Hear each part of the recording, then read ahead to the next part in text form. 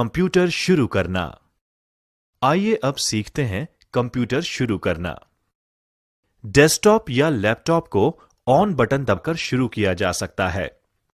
आमतौर पर डेस्कटॉप या लैपटॉप में अगले हिस्से पर एक पावर का बटन होता है। अपने कंप्यूटर को शुरू करने के लिए इन चरणों का पालन करें। चरण 1, कंप्यूटर पर ऑन बटन ढूंढें। चरण 2, बटन को दबाएं या पुश करें।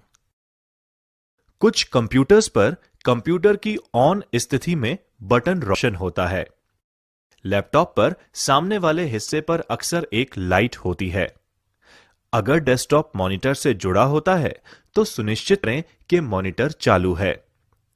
अधिकांश कंप्यूटर मॉनिटर्स पर स्क्रीन के निचले कोने पर एक ऑन ऑफ बटन होता है। मॉनिटर चालू होने पर बटन अक्सर हरे रंग की रोशनी से रोशन होता है। चरण 3, अब आपको कंप्यूटर पर लॉगिन करना होगा। यदि आप अपने कंप्यूटर के एकमात्र उपयोगकर्ता या यूजर हैं, तो इसके शुरू होने पर सीधे डेस्कटॉप पर पहुंच सकते हैं। यदि आप किसी सार्वजनिक कंप्यूटर का उपयोग कर रहे हैं, उदाहरण के लिए एक पुस्तकालय या साइबर कैफे में, तो आपको लॉगिन करने के तरीके के बारे में निर्देश दिए जाएंगे।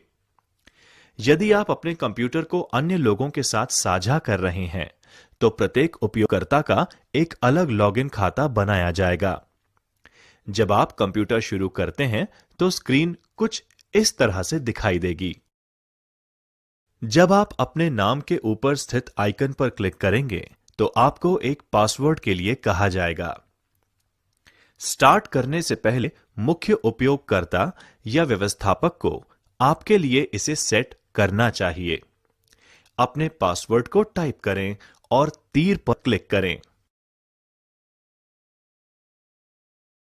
कंप्यूटर सिस्टम के प्रमुख घटक। आइए अब हम जानते हैं कंप्यूटर सिस्टम के प्रमुख घटकों के बारे में। कंप्यूटर सिस्टम में कई घटक होते हैं जो कंप्यूटर पर कार्य करने में सहायक होते हैं। कंप्यूटर सिस्टम परिभाषा। कंप्यूटर एक इलेक्ट्रॉनिक डिवाइस है। कंप्यूटर ऐसे उपकरणों से बने होते हैं जो डेटा को इनपुट करते हैं, प्रोसेस करते हैं एवं संग्रहित करते हैं और इच्छित स्वरूप में परिणाम देते हैं। डेटा का मतलब रॉ फैक्ट्स एंड फिगर्स है। डेटा एक इनपुट डिवाइस के माध्यम से, जैसे कि कीबोर्ड से, कंप्यूटर में इनपुट किया जा रहा है और कंप्यूटर की मेमोरी में संग्रहित किया जाता है। इसके बाद यह दिए गए निर्देशों के सेट के अनुसार कार्य करता है। कंप्यूटर परिणाम को आउटपुट डिवाइस के माध्यम से, जैसे कि मॉनिटर, प्रदर्शित करता है। कंप्यूटर डेटा संसाधित करता है और सूचना का उत्पादन करता है। कंप्यूटर केवल विद्युत संकेतों जैसे कि ऑन और ऑफ को ही समझ सकते हैं, जहां ऑन का मतलब सर्किट ऑन है एवं ऑफ का मतलब सर्किट ऑफ है। आमतौर पर एक कंप्यूटर में processor, main and secondary memory, power supply और सहायक हार्डवेयर को एक धातु के केस में रखा जाता है। इनमें से अधिकांश घटक कंप्यूटर के मुख्य सर्किट बोर्ड से जुड़े होते हैं, जिन्हें मदरबोर्ड कहा जाता है।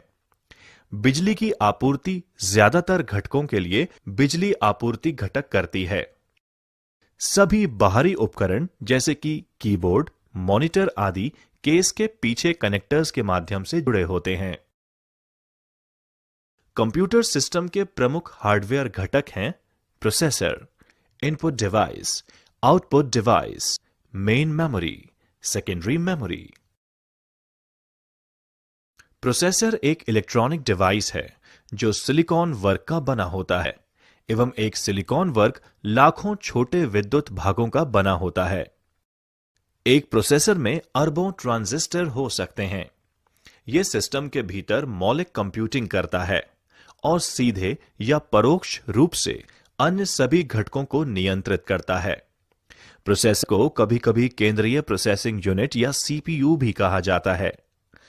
एक कंप्यूटर में एक विशेष प्रकार का प्रोसेसर होता है, जैसे कि Pentium, Intel core i3, i5, i7, Xenon या Spark प्रोसेसर। कंप्यूटर सिस्टम के प्रमुख घटक। आइए अब हम जानते हैं कंप्यूटर सिस्टम के प्रमुख घटकों के बारे में। कंप्यूटर सिस्टम में कई घटक होते हैं जो कंप्यूटर पर कार्य करने में सहायक होते हैं। सॉफ्टवेयर घटक। आइए अब हम जानते हैं सॉफ्टवेयर घटक के बारे में। कंप्यूटर सिस्टम के सॉफ्टवेयर घटक की कोई भौतिक उपस्थिति नहीं होती। वे डिजिटल मेमोरी में डिजिटल रूप से संग्रहित होते हैं। ये डेटा और कंप्यूटर प्रोग्राम हैं। कंप्यूटर प्रोग्राम प्रोसेसर के लिए निर्देश हैं, जबकि डेटा एक प्रोग्राम की जरूरत है। डेटा कई तरह के हो सकते हैं, जैसे अल्फाबेटिक डेटा, संख्यात्मक डेटा, इमेजेस, ऑडियो डेटा इत्यादि।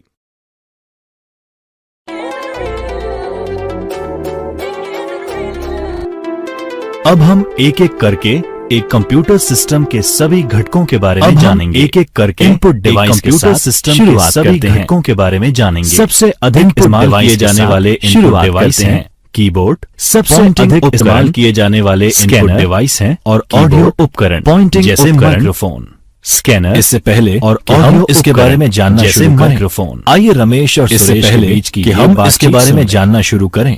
हेलो रमेश और सुरेश के बीच की ये बातचीत सुन लें। तुम हेलो रमेश, खोए हुए लग रहे हो, क्या हुआ? हाँ सुरेश, मैं इनपुट और आउटपुट डिवाइस में थोड़ा कंफ्यूज हूँ। तुम मेरी कुछ मदद करो ना। इनपुट और आउटपुट डिवाइस में थोड़ा कंफ्यूज हूँ। रुको, तुम मेरी कुछ मदद करो ना। माध्यम से तुम्हें समझाता हूँ। ठीक है रमेश, मानव शरीर का उदाहरण मैं एक उदाहरण के माध्यम से तुम्हें समझाता हूँ। कान, मानव शरीर का उदाहरण और त्वचा के माध्यम से मस्तिष्क में प्रवेश करती है। जी, इसी प्रकार त्वचा के माध्यम से इनपुट डिवाइस जैसे कीबोर्ड, माउस आदि के माध्यम से कंप्यूटर में प्रवेश करती है। डिवाइस जैसे तो मान लो अगर मैं टीवी देख रहा हूँ तो उसके केस में रिमोट कंट्रोल और उसके मान लो अगर मैं टीवी देख रहा हूँ चाहिए तो उसके केस में रिमोट कंट्रोल और उसके बटन मॉनिटर और डिवाइस होने चाहिए। बिल्कुल सही, इसके माध्यम से इसके अलावा मॉनिटर और स्पीकर से जानकारी प्राप्त कर सकते हैं। इसके माध्यम से भी एक कंप्यूटर या टीवी से जानकारी प्राप्त प्रिंट आउटपुट देता है। प्रिंटर भी एक आउटपुट डिवाइस है। तो इंसान के मस्तिष्क के बारे में क्या कहोगे? देता है। ये एक डिवाइस है या आउटपुट डिवाइस? इंसान के मस्तिष्क के बारे में क्या कहोगे? हमारा मस्तिष्क डिवाइस है या आउटपुट डिवाइस? सीपीयू की तरह है जो इनपुट और आउटपुट डिवाइस को जोड़ता है। एक सीपीयू की तरह है। अगर तुम सीपीयू से कीबोर्ड या प्रिंटर जोड़ कर दो तो क्या कल्पना करो, अगर तुम सीपीयू से कीबोर्ड या प्रिंटर अलग कर दो तो क्या कंप्यूटर से प्रिंट आउट मिलेगा? इनपुट दे सकोगे? मुझे नहीं लगता। तब भी तुम्हें कंप्यूटर से प्रिंट आउट मिलेगा? सभी इनपुट और आउटपुट डिवाइस का सीपीयू से जुड़ा होना जरूरी है। सभी इनपुट और आउटपुट डिवाइस का सीपीयू से जुड़ा के द्वारा दी गई जानकारी को प्रोसेस नियंत्रित करता है। आउटपुट डिवाइस के द्वारा दी गई जानकारी को प्रोसेस करता है और आउटपुट डिवाइस को परिणाम भेजता है। अब चीजें काफी समझ में आई हैं। शुक्रिया दोस्त। अब चीजें काफी समझ में आई हैं। शुक्रिया दोस्त। अब कीबोर्ड के बारे में जानते हैं। कीबोर्ड सबसे अधिक इस्तेमाल किए जाने वाला जानते हैं डिवाइस है। कीबोर्ड सबसे अधिक इस्तेमाल किए जाने वाला इनपुट डिवाइस है। अंक और कमांड टाइप करने के लिए प्रयोग में लिया जाता है। इसमें स्विच और कमांड टाइप करने के लिए प्रयोग में लिया जाता है। कुंजी होती है। इसमें स्विच की दबाई गई कुंजी सीपीयू को स्विच में कुंजी होती है। प्रत्येक दबाई गई कुंजी करता है सीपीयू को कौन सी डिजिटल दबाई गई है। कंप्यूटर ये पता करता है कि कौन सी की दबाई गई कुंजी का निर्धारण डिजिटल कोड को अब हम कीबोर्ड लेआउट के बारे में कुंजी का निर्धारण करते हैं। अलग अलग कीज के बारे में जानने लेआउट के बारे में सीखते हैं। इसे अपने कंप्यूटर पर दबाकर कीज के बारे में जानने के वास्तविक कार्य को समझ अपने कंप्यूटर पर दबाकर सकते हैं। प्रत्येक की के वास्तविक कार्य को समझ सकते हैं क्या और देख सकते हैं। कीबोर्ड की मूल रूप से दबाने पर पारंपरिक टाइपराइटर के साथ एक नंबर पैड रूप से कुछ विशेष टाइपराइटर के साथ है एक नंबर पैरों की और कुछ विशेष कीज का समूह फंक्शन कीज जैसे एरो की F1 से नेविगेशन तक फंक्शन कीज नेविगेशन कीज जो कि नेविगेशन की होती हैं, ये कर्सर को आसपास स्क्रीन जो कि कीबोर्ड करने के लिए प्रयोग की जाती हैं। कर्सर को आसपास स्क्रीन पर स्थानांतरित करने के लिए प्रयोग की जाती हैं और एंड शामिल हैं। इसके अलावा पेज डाउन फंक्शन कीज भी होती हैं और एंड जो एप्लीकेशन के अनुसार इसके अलावा विभिन्न कार्यों के लिए शॉर्टकट होती हैं, जो एप्लीकेशन के अनुसार सामान्यतः विभिन्न कार्यों के लिए शॉर्टकट होती हैं। शॉर्टकट F1 की जो सभी एप्लीकेशंस में हेल्प के लिए यही कार्य कर रहा है। कीबोर्ड जो सभी एप्लीकेशंस में बारह फंक्शन यही कार्य कर रहा है। विंडोज की सामान्यतः ऑपरेटिंग सिस्टम का उपयोग करने वाले कंप्यूटर के कीबोर्ड पर विंडोज ऑपरेटिंग सिस्टम का उपयोग करने वाले कंप्यूटर के कीबोर्ड प्रदर्शित होता है, कुंजी होती है। इस की को कंट्रोल और विंडोज के लोगो प्रदर्शित होता है। इस की को कंट्रोल और विंडोज में बीच रखा गया प्रदर्शित हो जाता है। पर कंट्रोल ऑल्ट कीज में कॉम्बिनेशन मेन्यू प्रदर्शित हो जाता है, क्योंकि कंट्रोल ऑल्ट कीज के साथ कॉम्बिनेशन की भी कहा जाता है। निश्चित कार्य किए जा सकते हैं अन्य कीज के साथ दबाने पर कुछ जो निश्चित अलग-अलग किए जा सकते हैं के बीच टॉगल की वह करता है, जो दो अलग-अलग कहा जाता है के बीच ये एक लाइट स्विच के समान है, उसे जिससे लाइट कहा जाता है या ऑफ किया जाता है। लाइट स्विच के समान सबसे सामान्य लाइट को ऑन या ऑफ किया जाता है। लॉक सबसे सामान्य टॉगल इंसर्ट की सम्मिलित हैं। नम लॉक और लोअर केस यानी इंसर्ट की सम्मिलित हैं और अपर कैप्स और लोअर कैपिटल अक्षर के छोटे शब्दों को टॉगल करता है। नम लॉक कैपिटल अक्षर के बीच और नंबर में टॉगल करता है। नम कीबोर्ड इनपुट को लेटर स्पेशल नंबर में टॉगल करता है। अब कीबोर्ड पर से विंडोज में स्टार्ट मेन्यू प्रारंभ होता है। विंडोज विशेष कुंजी विंडोज में स्टार्ट मेन्यू प्रारंभ होता है। अन्य विशेष कुंजी में श्रेणी है पॉइंटिंग डिवाइस, जो एक डिवाइस की एक इंटरफेस श्रेणी है जिसकी मदद से एक जो उपयोगकर्ता इनपुट कंप्यूटर में डेटा दर्ज कर सकता है। ग्राफिकल यूजर इंटरफेस में डेटा दर्ज कर सकता है। Mouse graphical user interface desktop की सतह पर घुमाकर माउस या अन्य स्विच को एक्टिवेट डेस्कटॉप की सतह पर घुमाकर यानी यूजर माउस के स्विच कंप्यूटर को नियंत्रित करने और डेटा यानी यूजर में मदद करता है। कंप्यूटर को नियंत्रित डिवाइस के हलचल डेटा उपलब्ध कराने में मदद करता है। हलचल डिवाइस के हलचल के संकेत से मिलता है। पॉइंटिंग डिवाइस के सामान्य अन्य दृश्य सूचक से मिलता है। पॉइंटिंग डिवाइस के सामान्य कार्यों में पॉइंटिंग डिवाइस है with drag drop track ball, कुछ प्रचलित pointing device point mouse, graphics track ball, joystick और टच स्क्रीन। ग्राफिक्स डिवाइस एक यूएसबी पोर्ट के माध्यम से कंप्यूटर से जुड़े होते हैं। डिवाइस एक यूएसबी पोर्ट के माध्यम से कंप्यूटर से जुड़े होते हैं।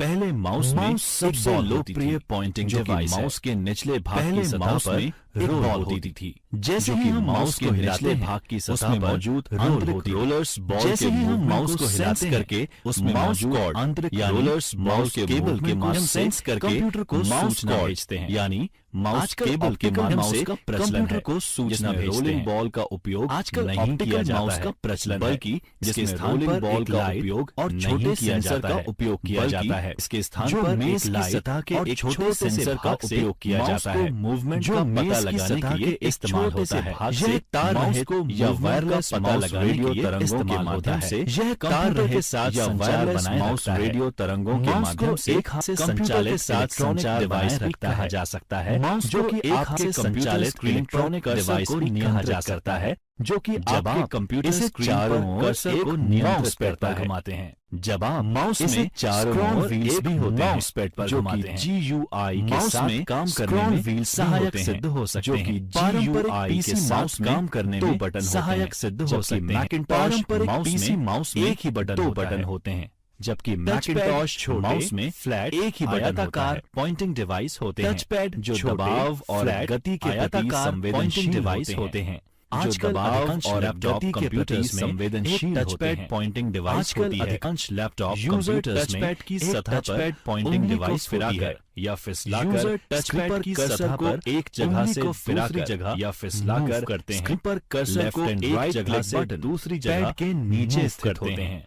लेफ्ट एंड राइट इस्तेमाल करने के लिए पैड के नीचे अपेक्षा बहुत कम जगह की इस्तेमाल करने के लिए और माउस की अपेक्षा बहुत कम जगह की जरूरत पड़ती है। ट्रैक पॉइंट कुछ नोटबुक कंप्यूटर जैसे IBM थिंकपैड में टच पैड के लिए भी जगह नहीं होती, जैसे ऐसे में अंदर अक्सर टच पैड के लिए भी जगह नहीं होती। कीबोर्ड की कीज के बीच अंदर अक्सर एक ट्रैक पॉइंट होता है, रबर प्रोजेक्शन होती है। कीबोर्ड की कीज के बीच एक छोटे जॉयस्टिक की तरह रबर प्रोजेक्शन होती है, जिसे कर्सर की स्थिति को छोटे जॉयस्टिक के लिए इस्तेमाल किया जाता है, जिसे कर्सर की स्थिति को नियंत्रित करने के लिए डिवाइस की तरह ही होता है।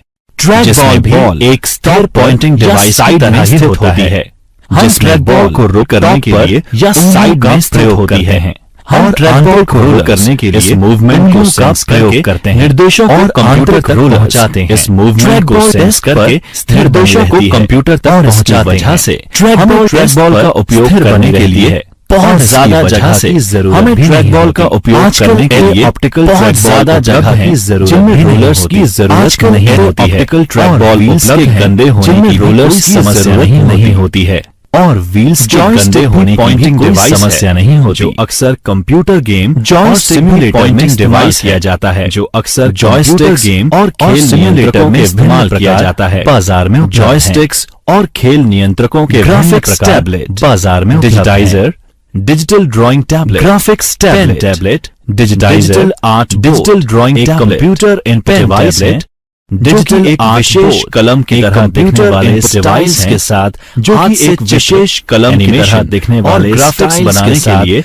उपयोगकर्ता को सक्षम बनाता है, और ग्राफिक्स बनाने के लिए द्वारा उपयोगकर्ता को सक्षम बनाता है। बनाने के समान एक व्यक्ति द्वारा पेंसिल और कागज के साथ या हस्तलिखित के अक्षर कैप्चर करने के लिए भी इस्तेमाल किया जा सकता है, या हस्तलिखित अक्षर कैप्चर करने से चित्र का पता लगाने के लिए भी इस्तेमाल किया जा सकता है। कागज के टुकड़े से चित्र का पता लगाने के लिए भी इस्तेमाल किया जा सकता है।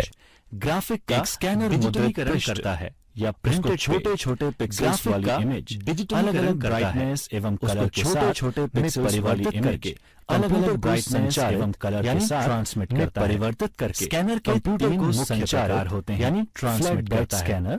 स्कैनर के तीन मुख्य प्रकार होते हैं: handheld scanner, flat bed scanner. अब इन स्कैनर्स के मुख्य फीचर्स को समझते हैं। छात्रों, अब इन स्कैनर्स के मुख्य फीचर्स को समझते हैं। प्रकार है फ्लैट बेड एक स्कैनर या फोटोकॉपी मशीन का स्कैन करने के लिए जो दस्तावेज कांच या अन्य वस्तुओं उपयोग करता है। स्कैन करने के लिए फ्लैट बेड स्कैनर में कांच की सतह का उपयोग करता है। अधिकांश फ्लैट बेड स्कैनर में और एडजस्टेबल वस्तुओं को स्कैन करने के लिए मैगजीन उठाया जा सकता है, और अन्य मोटी वस्तुओं को स्कैन करने के लिए जिसे एक ऑटोमेटिक दस्तावेज स्कैनर, शीट फेड स्कैनर के रूप में भी जाना जाता है। दस्तावेज डिजिटल इमेजिंग सिस्टम स्कैनर के रूप में भी जाना जाता है। एक पेपर के अलग अलग शीट को स्कैन करने के लिए बनाया गया है। पेपर के अलग अलग शीट को व्यवसायों द्वारा कार्यालय दस्तावेजों को स्कैन करने के लिए उपयोग, व्यवसायों द्वारा कार्यालय दस्तावेजों को स्कैन करने के लिए उपयोग होता है। लेखागार और पुस्तकालयों द्वारा प्रयोग किया जाता है। शीट स्कैनर्स की और पुस्तकालयों द्वारा प्रयोग किए जाने वाले कागज के वजन और आकार, उनके द्वारा हैंडल किए जाने वाले कागज के वजन और आकार और साइकिल रेटिंग क्षमता के संदर्भ में तुलना की जा सकती है। और हैंडहेल्ड स्कैनर क्षमता के संदर्भ में से स्कैन की जाने वाली वस्तु के ऊपर स्कैनर घुमाया जा सकता है। हाथ से स्कैन की जाने वाली वस्तु के ऊपर डेस्कटॉप स्कैनर की तुलना में छोटे स्कैनर कम महंगे होते हैं। डेस्कटॉप स्कैनर की तुलना में उपयोगकर्ता की निपुणता पर निर्भर करते हैं, लेकिन जो स्कैनर रूप से उपयोगकर्ता की निपुणता पर निर्भर करते हैं। में जो स्कैनर उपलब्ध होते हैं, कागज के ऊपर से स्कैनर को एक सीधी रेखा में चलने में मदद करते हैं, जो कि स्कैनर को अलग अलग मोटाई वाली लाइनों का मदद करता है। जो एक अलग अलग मोटाई वाली लाइनों का बारकोड रीडर है। बारकोड जो डेटा नंबर के लिए उपयोग किया जाता है। बारकोड रीडर दुकानों में बारकोड जो डेटा इनपुट के लिए उपयोग किया जाता है। आप किसी भी स्थानीय डिपार्टमेंटल स्टोर पर जाकर बारकोड होती है, साक्षात उदाहरण देख सकते हैं। डिपार्टमेंटल स्टोर पर जाकर इसका साक्षात उदाहरण प्रकाश की बीम डालता है। बारकोड रीडर कितनी प्रकाश की मात्रा वापस रिफ्लेक्ट होती है डालता है, उसके आधार पर कितनी प्रकाश की मात्रा वापस रिफ्लेक्ट होती है उसके आधार रिकॉग्निशन डिवाइस का नंबर पढ़ता है और कोड को पढ़ने के लिए रिकॉग्निशन डिवाइस का उपयोग करता है, और फिर कोड को पढ़ने के लिए डेटा में बदल देता है का उपयोग करता है, और फिर उन्हें डेटा में बदल देता है। रिकॉग्निशन डिवाइस के प्रकार और barcode reader optical recognition device के रिटेल स्टोर्स में देखा होगा, जिसमें स्कैनर अक्सर दुकानों के अक्षर पढ़ लेता है। इसी तरह OMR स्कैनर मार्क्स को पढ़ता है। अक्षर पढ़ लेता है। परीक्षाओं तरह OMR इस्तेमाल किया जाता है, जैसे सेट परीक्षाओं की स्कोरिंग में इस्तेमाल किया जाता है, जैसे सेट, GRE, कैट इत्यादि। इसी तरह MICR magnetic ink character reader वह तकनीक है जिसमें मैग्नेटिक इंक संख्यात्मक डेटा को पहचानने के चुंबकीय स्याही का इस्तेमाल करती है। संख्यात्मक डेटा को पहचानने रीडर चुंबकीय स्याही का इस्तेमाल करती है। उन्हें डिजिटल डेटा में परिवर्तित करते हैं। कैरेक्टर का पता लगाकर उन्हें डिजिटल डेटा में परिवर्तित करते हैं। MICR टेक्नोलॉजी की तरह जटिल है, पर चुंबकीय स्याही का MICR टेक्नोलॉजी की तरह जटिल है। ये चुंबकीय स्याही का कार्य करता है, प्रयोग किया जाता है। फोटोकॉपी चेक को चुंबकीय स्याही के साथ प्रिंट नहीं किया जाएगा। फोटोकॉपी चेक को चुंबकीय स्याही के साथ प्रिंट नहीं किया जाएगा। आइए अब जानते हैं ऑप्टिकल मार्क रीडर के बारे में। आइए अब जानते हैं ऑप्टिकल मार्क पेंसिल रीडर के बारे में। द्वारा किए गए निशान के एक पूर्व स्कैनर है जो पहचान करने के लिए किए गए निशान के एक पूर्व निर्धारित प्रकार की पहचान करने के लिए प्रयोग किए जाने वाली उत्तर पुस्तिका। सबसे आम उदाहरण परीक्षाओं में प्रयोग किए जाने वाली उत्तर पुस्तिका परिणाम का उत्पादन करने के लिए प्रयोग किया जाता है। आउटपुट के रूप में परिणाम का सर्वेक्षण करने के लिए प्रयोग किया जाता है, भी प्रयोग किया जाता है। OMR सर्वेक्षण, चुनाव और परीक्षणों में ऑप्टिकल कैरेक्टर रिकॉग्निशन। आइए अब जानते हैं ऑप्टिकल कैरेक्टर रिकॉग्निशन के बारे में। आइए अब जानते हैं ऑप्टिकल कैरेक्टर रिकॉग्निशन के बारे में। कोडेड फॉर्म में ऑप्टिकल कैरेक्टर रिकॉग्निशन या हस्तलिखित टेक्स्ट को इलेक्ट्रॉनिक में रूपांतरित करता है। प्रिंटेड या हस्तलिखित टेक्स्ट का इलेक्ट्रॉनिक डेटा एंट्री के लिए इस्तेमाल किया जाता है। व्यापक रूप से स्वचालित डेटा एंट्री के लिए इस्तेमाल किया जाता है। डेटा रिकॉर्ड्स जैसे पासपोर्ट यूज करके बैंक चालान, पेपर डेटा रिकॉर्ड्स, पासपोर्ट दस्तावेजों, रसीदें, बैंक चालान, बिजनेस कार्ड, बैंक मेल आदि के डेटा को स्कैन करके डिजिटल बिजनेस कार्ड परिवर्तित मेल आदि के डेटा को स्कैन करके प्रिंटेड टेक्स्ट को डिजिटाइज करने का सबसे आम तरीका है। ये प्रिंटेड टेक्स्ट को डिजिटाइज करने का सबसे आम तरीका है। ऑनलाइन जिससे ये किया जा सकता है और इसके बाद इसको मशीन ऑनलाइन जैसे किया जा सकता है और इसके बाद टेक्स्ट का स्पीच में परिवर्तन जैसे कि मशीन खनन में उपयोग टेक्स्ट का स्पीच में परिवर्तन और पाठ खनन में उपयोग कर सकते हैं। आइए अब जानते हैं बारकोड रीडर के बारे में।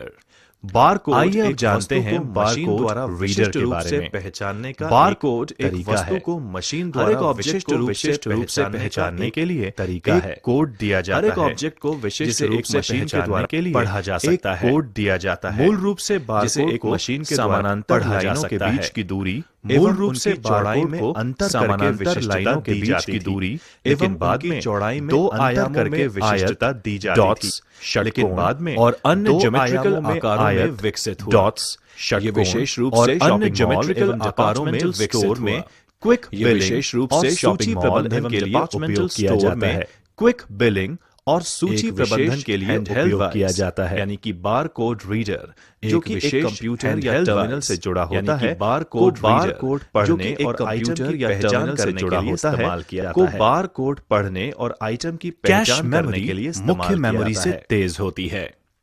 ये मुख्य मेमोरी की तुलना में कम समय का तेज होती है। ये अस्थायी उपयोग के लिए कम डेटा स्टोर करती है। ये अस्थायी उपयोग के लिए प्रोग्राम को डेटा स्टोर करती है जो छोटी अवधि के लिए संग्रहित किया जा सकता है। संग्रहित करती है जो छोटी अवधि के लिए सीमाएं जा सकता है। कैश मेमोरी की सीमित क्षमता होती है, सीमाएं भी हैं। ये बहुत महंगी कैश मेमोरी की सीमित क्षमता होती है। स्पीच रिकॉग्निशन एक तरह का इनपुट है जिसमें कंप्यूटर एक माइक्रोफोन में बोले गए शब्दों को पहचानता है। जिसमें कंप्यूटर एक माइक्रोफोन में बोले गए शब्दों को पहचान करती है। नवीनतम उपयोगकर्ता को निरंतर शब्दों के बीच का इस्तेमाल करती है। जहां उपयोगकर्ता को शब्दों के वीडियो कैमरा लेने की जरूरत जो रियल टाइम में कंप्यूटर से कंप्यूटर नेटवर्क वीडियो कैमरा होता है या जो रियल टाइम में कंप्यूटर से कंप्यूटर नेटवर्क तक इमेज कंप्यूटर से वीडियो स्ट्रीम कैप्चर की जाती है। स्ट्रीमिंग करता है कंप्यूटर जब कंप्यूटर से वीडियो स्ट्रीम कैप्चर की जाती है, सिस्टम कंप्यूटर पर सेव कर भेजा जा सकता है, जैसे इंटरनेट दूसरे सिस्टम ईमेल के साथ नेटवर्क पर भेजा जा सकता है। एक जैसे इंटरनेट स्थान के लिए भेजा गया वीडियो स्ट्रीम के रूप में उस कंप्यूटर पर सेव किया जाता है, के लिए भेजा गया वीडियो देखा जा सकता है, उस कंप्यूटर पर सेव किया जाता है, भेजा जा सकता है, डाउनलोड करके देखा जा सकता है, जो ईथरनेट या वाईफाई का उपयोग करके कंप्यूटर जोड़ता है, कैमरा के जो ईथरनेट या वाईफाई का उपयोग करके कंप्यूटर जोड़ता है, या इसी तरह के किसी अन्य केबल द्वारा पर कंप्यूटर से जोड़ा जाता है, इसी तरह के किसी अन्य केबल द्वारा हार्डवेयर में कंप्यूटर से जोड़ा जाता है, या लैपटॉप अथवा कंप्यूटर हार्डवेयर में इनबिल्ट आता है।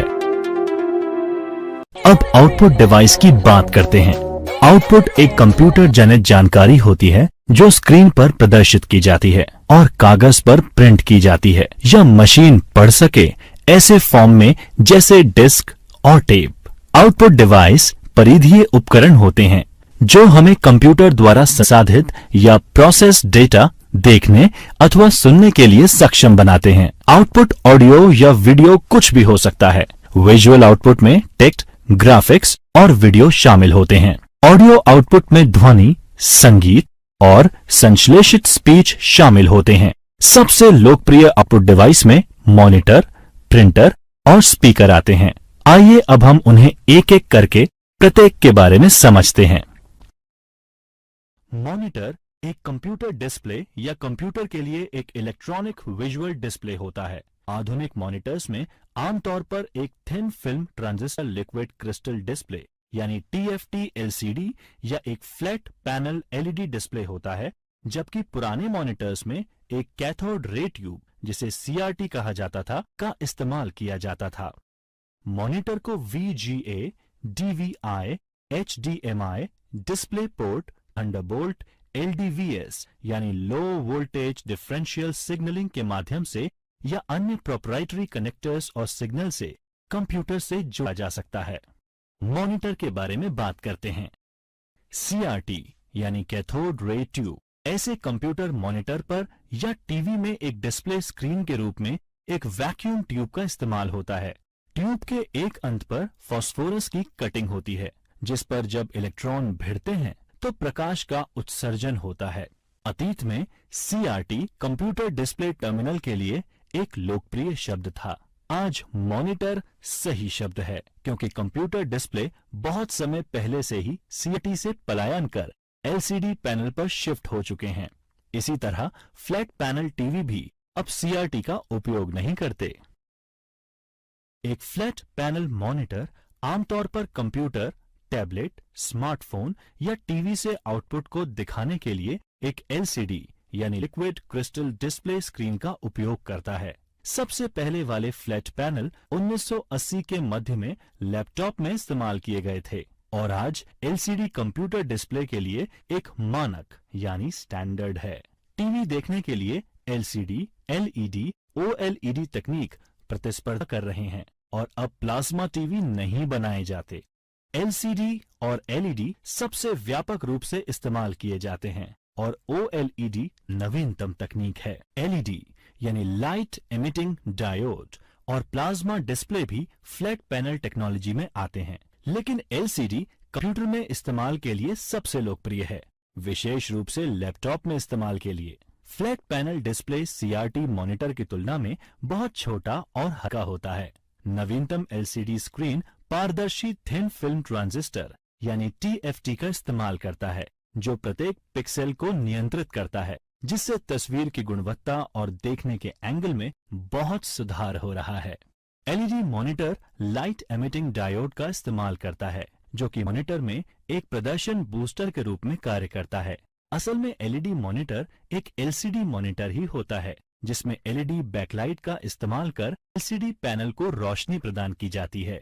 रेजोल्यूशन एक डिस्प्ले स्क्रीन पर हॉरिजॉन्टल और वर्टिकल पिक्सल की संख्या होती है। जितने अधिक पिक्सल उतना अधिक बिना स्क्रॉल के जानकारी डिस्प्ले होती है। उदाहरण के लिए स्क्रीन रेजोल्यूशन 1600-1200 का मतलब 1600 हॉरिजॉन्टल और 1200 वर्टिकल पिक्सल होना है। रेजोल्यूशन को प्रति इंच पिक्सल के एक मैट्रिक्स के रूप में परिभाषित किया जा सकता है। 1920-1200 के स्क्रीन रेजोल्यूशन में 1200 हॉरिजॉन्टल लाइन होती हैं जिसमें प्रत्येक में 1920 पिक्सल हैं, जो ऊपर से नीचे तक वर्टिकल चलती हैं। अधिकांश समय एक तीसरी संख्या भी रंगों को नामित करने के लिए रेजोल्यूशन में जोड़ी जाती है। उदाहरण के लिए 1920 1264 के 64,000 रंगों की एक सेटिंग दर्शाता है। हालांकि तीसरा नंबर रिफ्रेश दर भी हो सकती है। उदाहरण के लिए इसका मतलब है 1280 1024 60 हर्ट्ज पर 1280 1024 पिक्सल प्रति सेकंड 60 बार रिफ्रेश। SVGA यानी सुपर VGA 800 600 1024 768 1280 1024 और 1600 1200 पिक्सल का एक रेजोल्यूशन है। 1980 के दशक में VESA ने IBM के VGA डिस्प्ले स्टैंडर्ड को 640 480 से बढ़ाकर 800 600 किया और इसे सुपर VGA नाम दिया गया। XGA यानी एक्सटेंडेड ग्राफिक्स एरे 1990 में IBM द्वारा शुरू किया गया। 1024 768 पिक्सल वाला एक इंटेल स्क्रीन रेजोल्यूशन है। 256 रंग को सपोर्ट कर XGA ने VGA के टेक्स्ट मोड को 80 से 132 कॉलम का बनाया। XGA बाद में बिना इंटरलेस के और 64 के रंग के रेजोल्यूशन में सुधारा गया। इन वर्षों में विक्रेताओं ने कई रेजोल्यूशन जोड़े, जो कि पिक्सल की कुल संख्या का अंश या उसके मल्टीपल्स में था। उपयोगी सुझाव: मॉनिटर स्क्रीन को आंख के स्तर से 20 डिग्री नीचे रखा जाना चाहिए। स्क्रीन नियमित रूप से साफ करें और अपनी आंखें हर 5 सेकंड में झपकाएं। प्रिंटर वह डिवाइस है जो कि कंप्यूटर आउटपुट को प्रिंट में परिवर्तित करता है। प्रिंटर एक स्थायी पठनीय प्रारूप में जानकारी देते हैं, जिसे हार्ड कॉपी भी कहा जाता है। आमतौर पर आउटपुट एक कागज पर छपता है। प्रिंटर आउटपुट की गुणवत्ता DPI यानी डॉट्स प्रति इंच के संदर्भ में मापा जाता है। प्रिंटर को मोटे तौर पर इम्पैक्ट और नॉन इम्पैक्ट प्रिंटर में वर्गीकृत किया जा सकता है। इम्पैक्ट प्रिंटर वह प्रिंटर है जो ऐसा प्रिंटिंग तरीका इस्तेमाल करता है जिसमें वह कैरेक्टर की छवि या चित्र को रिबन में और कागज पर स्ट्रोक के माध्यम से प्रिंट करता है। इम्पैक्ट प्रिंटर 2 प्रकार के होते हैं, कैरेक्टर प्रिंटर और लाइन प्रिंटर। कैरेक्टर प्रिंटर आमतौर पर एक समय में एक कैरेक्टर को प्रिंट करते हैं। डॉट मैट्रिक्स प्रिंटर में प्रिंट हेड में छोटे इलेक्ट्रोमैग्नेटिक सक्रिय पिन होते हैं और एक स्याही वाला रिबन होता है जो इम्पैक्ट से छवियों को प्रिंट करता है। ये प्रिंटर काफी शोर करते हैं और अपेक्षाकृत धीमी गति से कार्य करते हैं। ये बड़े बिजनेस कारोबार में इस्तेमाल होते हैं, जहां लगातार 80 कॉलम और 132 कॉलम की स्टेशनरी पर प्रिंटिंग होती रहती है। उदाहरण के लिए 9 pin head draft quality text बनाते हैं, जबकि 24 पिन हेड टाइपराइटर की गुणवत्ता का आउटपुट निकालते हैं। गति 200 से 400 कैरेक्टर प्रति सेकंड यानी CPS तक होती है, जो लगभग 90 से 180 लाइनें प्रति मिनट यानी LPM। लाइन मैट्रिक्स प्रिंटर एक समय में एक पूरी लाइन प्रिंट करते हैं।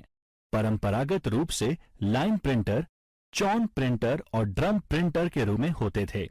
प्रिंटर के ये प्रकार एक प्रिंट हेड का इस्तेमाल करते हैं, जिसमें पिन होती है जो इलेक्ट्रोमैग्नेटिक तंत्र द्वारा प्रिंटर हेड और पेपर के बीच रखे रिबन पर स्ट्राइक करती है, जहां आउटपुट प्रिंट होता है। उनकी गति प्रिंटिंग प्रॉपर्टीज के प्रकार पर निर्भर करती है और प्रति मिनट 200 से 2000 लाइनों तक होती है। प्रिंटर की एक अन्य श्रेणी नॉन इम्पैक्ट प्रिंटर है, जिसमें कागज पर एक रिबन पीटने के बिना ही प्रिंट होता है। लेजर, LED, इंकजेट, ठोस स्याही, थर्मल वैक्स हस्तांतरण और dye sublimation printer non impact printer का उदाहरण है। नॉन इम्पैक्ट प्रिंटर आमतौर पर इम्पैक्ट प्रिंटर से तेज कार्य करते हैं और बहुत कम आवाज करते हैं। लोकप्रिय नॉन इम्पैक्ट प्रिंटर में inkjet printer, laser printer, thermal printer और प्लॉटर हैं। Low end inkjet 3 ink colour cyan, magenta और पीले का उपयोग करते हैं, लेकिन एक काले रंग का कंपोजिट निकालते हैं जो कि अक्सर गंदा होता है। 4 रंग वाले इंकजेट CMYK शुद्ध काले रंग की प्रिंटिंग के लिए काली स्याही का उपयोग करते हैं। घर पर उपयोग के लिए सबसे आम प्रकार का प्रिंटर कलर इंकजेट प्रिंटर है। ये प्रिंटर प्रिंट सिरे से स्याही की छोटी बूंदों का छिड़काव कर पेज की छवि बनाते हैं। प्रिंटर को कलर इमेज प्रिंट करने के लिए स्याही के कई रंगों की जरूरत पड़ती है। ये प्रिंटर अपेक्षाकृत सस्ते होते हैं, लेकिन कंज्यूमेबल वस्तुओं की लागत लंबे समय में संचालन को महंगा बनाता है। आज लगभग सभी इंकजेट प्रिंटर कलर आउटपुट निकाल सकते हैं। एक लेजर प्रिंटर कार्यालय और व्यावसायिक प्रयोजनों के लिए अच्छी गुणवत्ता की छवियां बनाता है। एक फोटो सेंसिटिव मटेरियल द्वारा कोटेड ड्रम चार्ज किया जाता है और फिर छवि एक लेजर या एलईडी द्वारा इस पर छापी जाती है। उसके बाद ड्रम टोनर के अंदर रोल करता है। टोनर कागज पर जमा किया जाता है और फिर गर्मी से कागज में जोड़ा जाता है। अधिकांश लेजर प्रिंटर मोनोक्रोम यानी केवल एक रंग काला होते हैं, लेकिन महंगे लेजर प्रिंटर जिसमें कई रंग के टोनर कार्ट्रिज होते हैं मल्टी कलर आउटपुट प्रिंट कर सकते हैं। ये प्रिंटर इंकजेट प्रिंटर से अधिक तेजी से कार्य करते हैं। उनकी गति पेज प्रति मिनट यानी पीपीएम में मापी जाती है। डायरेक्ट थर्मल प्रिंटर एक मध्यम से कम रेजोल्यूशन वाला प्रिंटर होता है जिसमें कोटेड पेपर इस्तेमाल होता है जो गर्मी लगने पर डार्क हो जाता है। कागज को हीटिंग तत्वों की एक पंक्ति से पास किया जाता है जो कागज को जलाकर डॉट्स बना देते हैं। ये आमतौर पर बारकोड प्रिंटर और अन्य स्पेशलिटी प्रिंटर जैसे एटीएम से स्लिप प्रिंट करने के लिए इस्तेमाल किया जाता है। ये व्यापक रूप से पुरानी फैक्स मशीन में भी इस्तेमाल किया जाता था। प्रिंटिंग लागत अधिक होने के कारण इसे केवल पेशेवर डिजाइन के काम के लिए इस्तेमाल किया जाता है। प्लॉटर उच्च गुणवत्ता वाले वेक्टर ग्राफिक्स यानी engineering, drawing, building plan, circuit diagram आदि कंप्यूटर के नियंत्रण में प्रिंट करने के लिए उपयोग किया जाता है। वे इंक पेन या इंकजेट का उपयोग ग्राफिक्स या चित्र बनाने के लिए करते हैं। आमतौर पर इनमें ड्रम प्लॉटर और फ्लैट बेड प्लॉटर होते हैं। ये काले और सफेद या कलर में प्रिंट करते हैं और कुछ तो 6 फीट चौड़े कागज पर भी प्रिंट कर सकते हैं। क्या आप जानते हैं पोर्ट्रेट ओरिएंटेशन में एक प्रिंटआउट की लंबाई ज्यादा होती है जिसमें जानकारी कागज के कम चौड़ाई वाले भाग में छपती है। इसके विपरीत लैंडस्केप प्रिंटआउट की चौड़ाई ज्यादा होती है। जानकारी कागज के ज्यादा चौड़े हिस्से पे छपती है। स्पीकर भी आउटपुट डिवाइस है जो एनालॉग ऑडियो सिग्नल्स को सुनने लायक बनाने के लिए उसे हवा कंपन में बदलते हैं। जब सीआरटी मॉनिटर स्टैंडर्ड थे तब कंप्यूटर के लिए डिजाइन किया गया स्पीकर सीआरटी के चुंबकीय तार के साथ चुंबकीय हस्तक्षेप से बचने के लिए शीट किया जाता था। स्पीकर मल्टीमीडिया कंप्यूटर का एक हिस्सा होता है। स्पीकर में एम्पलीफायर होते हैं जो ध्वनि उत्पन्न करने के कंपन करते हैं और ऑडियो आउटपुट देते हैं। प्रोजेक्टर एक उपकरण है जो कि एक सफेद या चांदी के कपड़े या स्क्रीन पर जैसे दीवार, छत या अन्य स्क्रीन इस पर कंप्यूटर आउटपुट प्रोजेक्ट करता है। ये व्यापक रूप से शिक्षा और स्लाइड प्रेजेंटेशन के लिए उपयोग किया जाता है। प्रोजेक्टर मुख्य रूप से फिल्में प्रदर्शित करने के लिए तैयार किए गए हैं। लोगों की एक बड़ी संख्या को कंप्यूटर आउटपुट दिखाने के लिए मल्टीमीडिया प्रोजेक्टर का इस्तेमाल किया जाता है। ये प्रेजेंटेशन दिखाने और कॉर्पोरेट बैठकों के लिए कक्षाओं और ऑडिटोरियम में प्रयोग।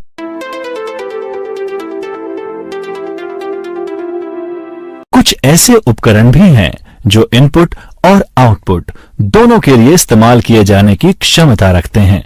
लोकप्रिय इनपुट आउटपुट डिवाइस हैं फैक्स मशीन, मल्टीफंक्शन उपकरणों यानी MFD, touch screen display, digital कैमरे इत्यादि। फैक्स मशीन एक दस्तावेज को 0 और 1 की एक श्रृंखला जिसे बिटमैप के नाम से भी जाना जाता है में परिवर्तित करा है, जिसे सामान्य कंप्यूटर डेटा की तरह स्थानांतरित किया जा सकता है। रिसीवर साइट पर एक फैक्स मशीन भेजे गए डेटा को प्राप्त करता है, 0 और 1 की श्रृंखला को पुनः डॉट्स में तब्दील करता है और तस्वीर बनाता है। इस प्रकार ये दोनों इनपुट और आउटपुट डिवाइस रूप में कार्य करते हैं। मल्टी फंक्शन डिवाइस बहुत सारे कार्य करने की क्षमता रखते हैं, जो कि उसके बिना अलग अलग परिधीय उपकरणों के द्वारा करने पड़ते हैं। एक मल्टी फंक्शन डिवाइस में एक प्रिंटर, एक स्कैनर और एक फोटोकॉपी में से एक न्यूनतम 2 परिधीय उपकरण होते हैं। इस तरह के डिवाइस का उदाहरण एक मल्टी फंक्शन प्रिंटर है। मोडेम एक उपकरण है जो टेलीफोन लाइन पर प्राप्त एनालॉग संकेतों को डिजिटल संकेत में बदलता है, जो कि एक कंप्यूटर के लिए इनपुट के रूप में इस्तेमाल किया जा सकता है। इसी तरह यह एक कंप्यूटर से प्राप्त जानकारी को बदलकर टेलीफोन लाइनों पर पहुंचाता है। आप मोडेम के बारे में अधिक इंटरनेट सीखते टाइम जानेंगे।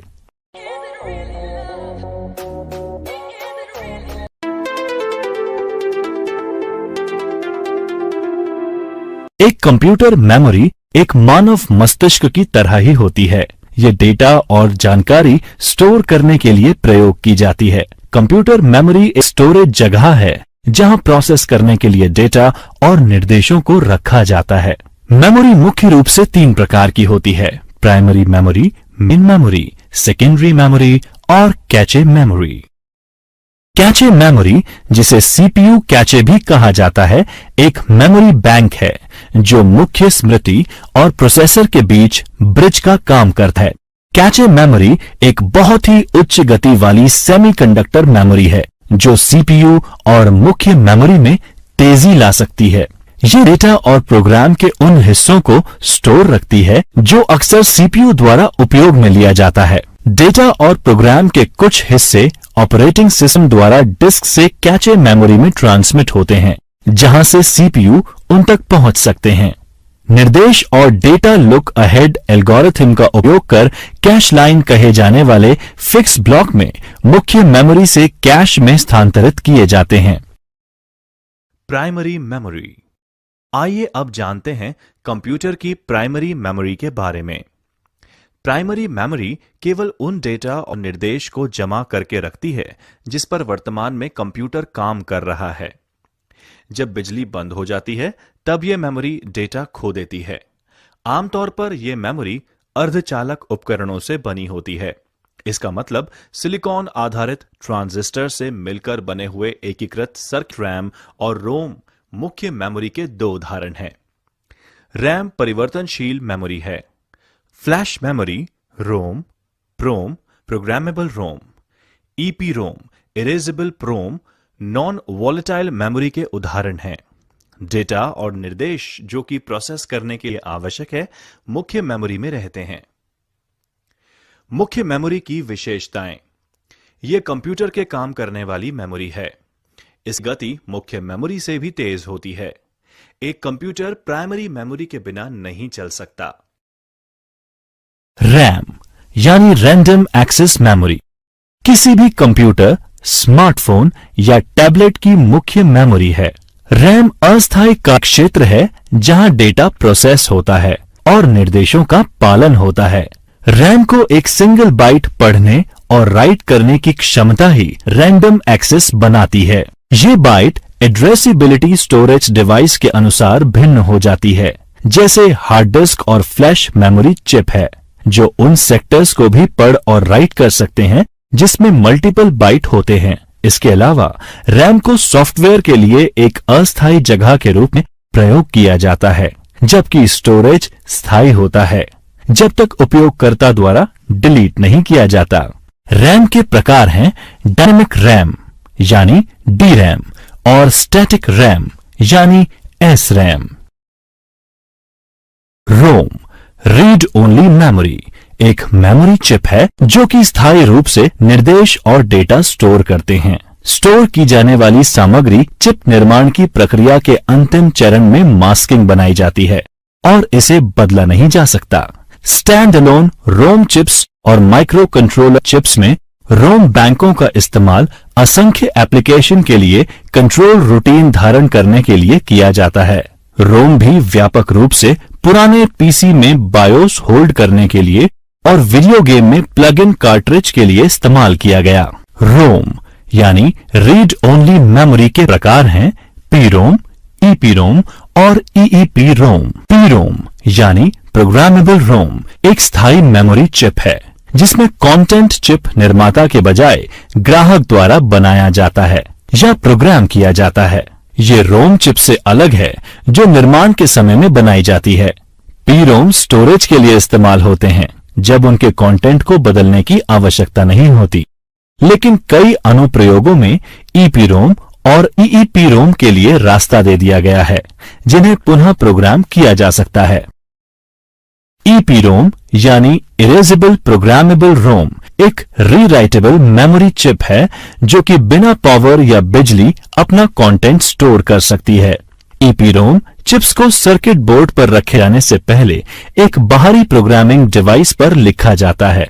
चिप को एक महंगी चीनी मिट्टी से बने चिप पैकेज की आवश्यकता होती है जिसमें एक छोटी सी क्वार्ट्ज विंडो होती है जो अपारदर्शी चिपचिपे टेप के साथ कवर की जाती है।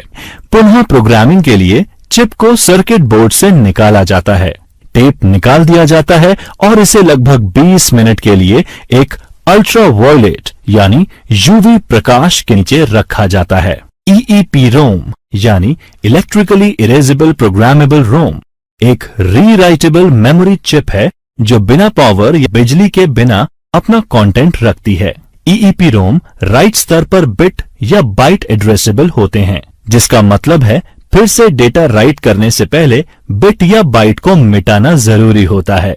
फ्लैश मेमोरी में जो ईईपीरोम से विकसित हुआ और वास्तुकला में लगभग समान है, डेटा राइट करने से पहले बाइट के पूरे ब्लॉक को मिटाना होता है। इसके अलावा ईईपीरोम आमतौर पर निर्देश और डेटा की छोटी मात्रा को स्टोर करने के लिए इस्तेमाल होते हैं, जबकि फ्लैश मेमोरी मॉड्यूल गीगाबाइट में डेटा स्टोर कर सकते हैं। इसीलिए डिजिटल कैमरे के स्टोरेज और हार्ड डिस्क रिप्लेसमेंट में इस्तेमाल किए जाते हैं। सेकेंडरी स्टोरेज माध्यमों के विभिन्न प्रकार होते हैं।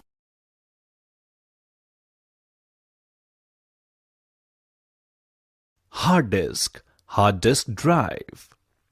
आइए अब जानते हैं कंप्यूटर की हार्ड डिस्क के बारे में, जो कि सेकेंडरी मेमोरी होती है। ये एक डेटा भंडारण डिवाइस है जिसका उपयोग कर डेटा भंडारण या डिजिटल इंफॉर्मेशन रिट्रीव करने के लिए किया जाता है। इस एक या एक से ज्यादा तेजी से घूमती हुई डिस्क, जो कि चुंबकीय सामग्री से लिप्त होती है, के द्वारा किया जाता है।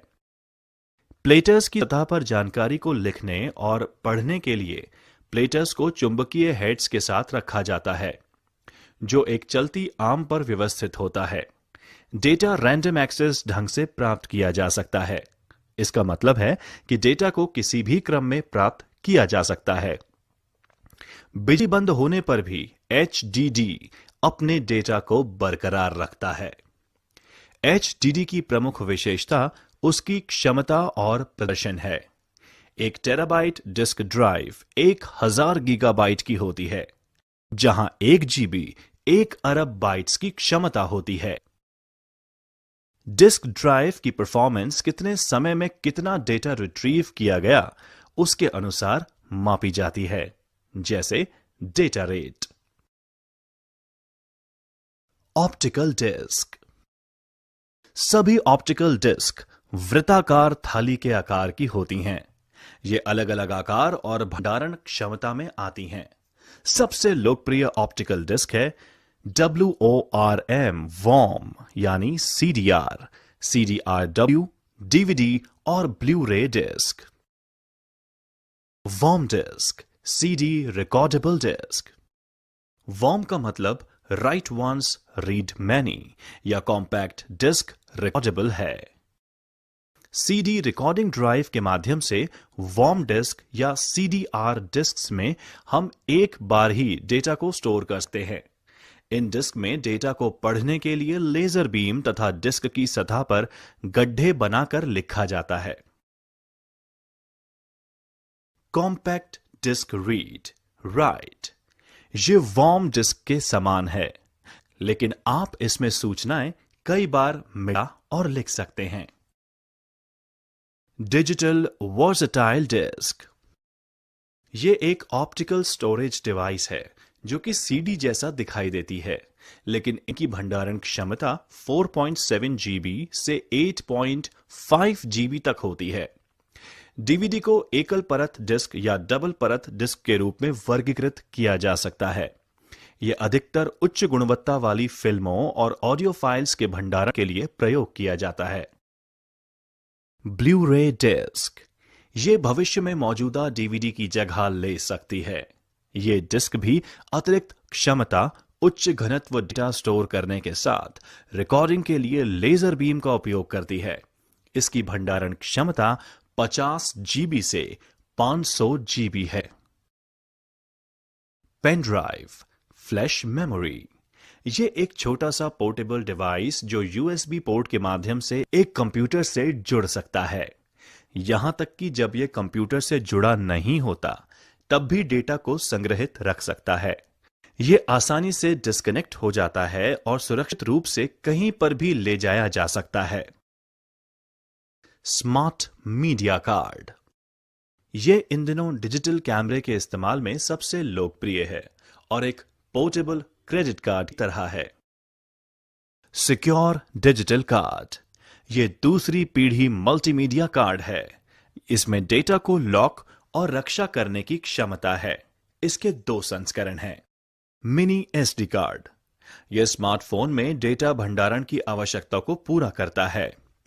माइक्रो एसडी कार्ड, यह मिनी एसडी मेमोरी कार्ड से छोटा होता है तथा उसकी सभी विशेषताएं उसमें उपलब्ध होती हैं।